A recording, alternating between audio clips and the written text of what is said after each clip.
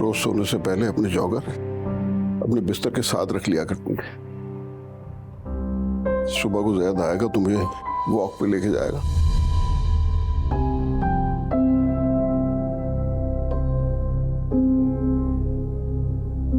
इसी गम में हार गया।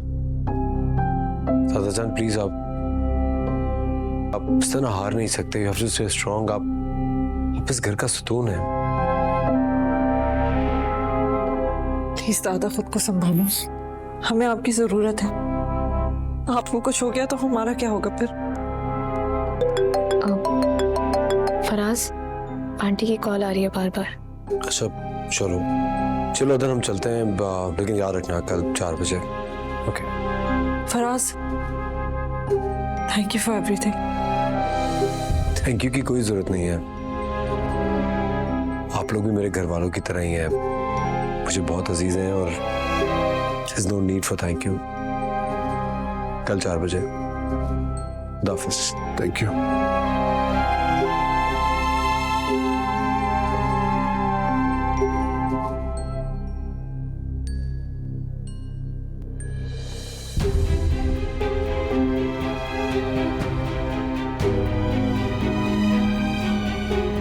अस्सलाम वालेकुम। मैं जान सकती हूँ ये क्या हो रहा है? क्या हो रहा है? तुम सारा दिन अदन के साथ घूमते रहते हो। मम्मी वो बोले जैद का कुछ पता नहीं लगा पा रही थी, इसलिए अब एक क्लू मिला है तो उसके ऊपर काम कर रहे हैं। जैद जैद जैद बहुत हो गया फराज। अब तो मुझे लगने लगा है कि अदन खुद बहाने बनाकर तुम्हें अपने पास बुलाती है। ये बातें तुमने इनके जहन में डाली? ये क्या मेरे दिमाग में डालेगी?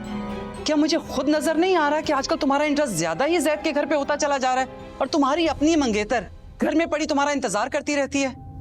क्या बोले चले जा रही हैं आप? फराज, मैं तुम्हारी माँ हूँ। माँ बच्चे के पहले कदम से उसकी मंजिल का अंदाजा लगा लेती है।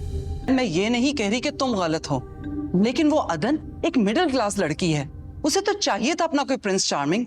पहले जैद था, अब वो नहीं रहा तो she is thinking about you. Mummy just leave me alone. Faraz, she is trapping you. फंसाने की कोशिश कर रही है वो तुम्हें। ये बात लिख कर रख लो, अगर ऐसा हुआ तो मुझसे बुरा कोई नहीं होगा।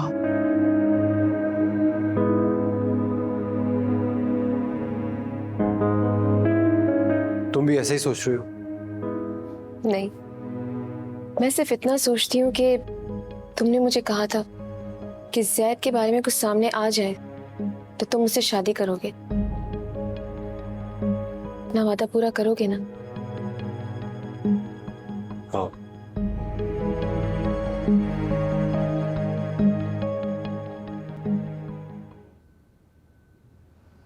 दादा शाही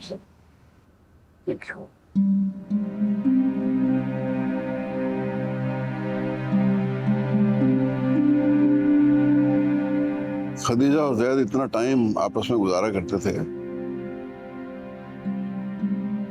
कि मुझे तो लगता था कि इनके पास मेरे लिए कोई वक्त ही नहीं। बाज़ दफा मैं जेलस हो जाता था कि बस जैद ही है इनकी नजर में, मेरी तो कोई हैसियत ही नहीं। और आज मैं अपनी सारी दौलत देने के लिए तैयार हूं, सिर्फ इसलिए कि ये दोनों आपस में थोड़ी देर के लिए भी मिल सकें। दादी और जैद का रिश्ता बिल्कुल ही अलग है। दादी पोता कम, गर्लफ्रेंड बॉयफ्रेंड ज्यादा। कई दफा छेड़ा करता था कि दादी मैं यूएस से जा रहा हूं, चलोगी मेरे साथ? और जब ये मना कर देती थी तो कहता था रह नहीं सकोगी जानू, रह नहीं सकोगी मेरे बगैर।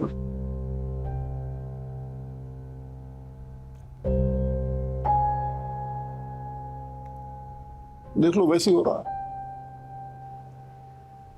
दादा दादी ठीक हो जाएंगे और जैद भी आ जाएंगे वापस। बस उनके आने से पहले दादी सेहतमंद होनी चाहिए, वरना जैद हमसे बहुत नाराज हो जाएंगे। इसलिए आप भी हिम्मत मत हारें। ठीक कह रही हो, बहुत लड़ेगा।